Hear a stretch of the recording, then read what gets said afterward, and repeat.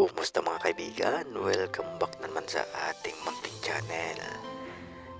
Medyo natagal-tagalan tayong hindi nag-upload at tayo ay naging busy nung mga nakaraang panahon, ano? Kaya naman ngayong hindi tayo busy, tayo ay mag-upload. At yun, nakikita nyo are yung tinatawag na star apple. Para siyang may star sa gitna kapag ang hiwa ay parang pa-crosswise, ganare. Pero kapag ang hiwa niyan ay yung ganare, ay wala kayong makikitang star, so kaya naman siya ay tinawag ni star apple, ay may nakikitang star kapag hiniwa niya ng pa-crosswise. So ang tawag niya yan ay star apple, kay Mito o tar apple, So yan ay napakasarap lalo na kung matamis. Pero kapag matabang hindi masarap, at nakakainis. Pero alam nyo ka mga kaibigan na mayroong nakukuhang mutya sa star apple.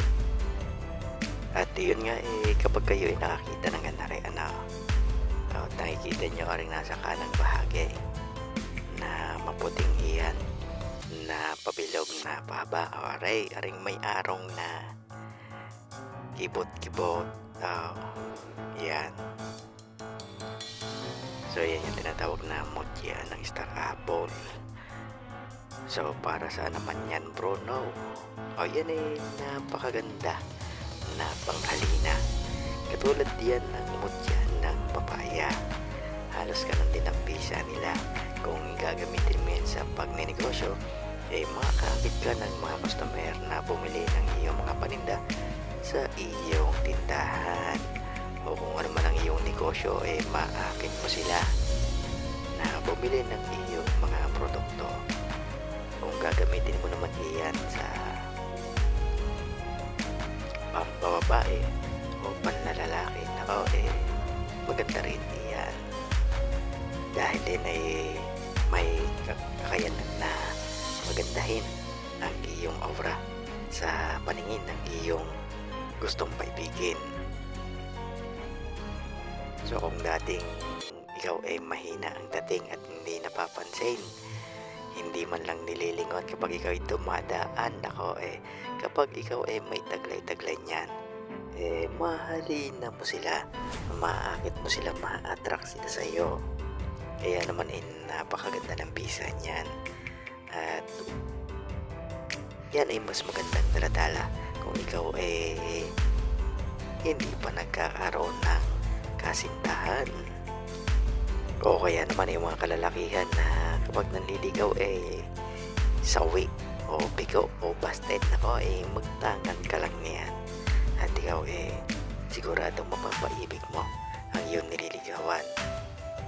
So magkakaroon ka na ng kakaibang aura sa paningin nila at lalakas ang iyong dating o lalakas ang iyong appeal. At kapag malakas na ang iyong appeal, ang kasintahan mo ay magiging katulad na ng iyong apelyido. So ayun na, kapag kayo ay nakakuha niyan, secret nyo lang, huwag nyong ipakita kung kanino at patuloy nyo sa sikat ng araw. Dapat maganda ang pagkakatuyo. At kapag tuyong-tuyo na, maaari nyo nang daladalahin. Maaari nyo ibalot sa plastic upang hindi ulit mabasa, at saka ibalot nyo naman sa pulang tela. At kung sa negosyo naman sa green na tela.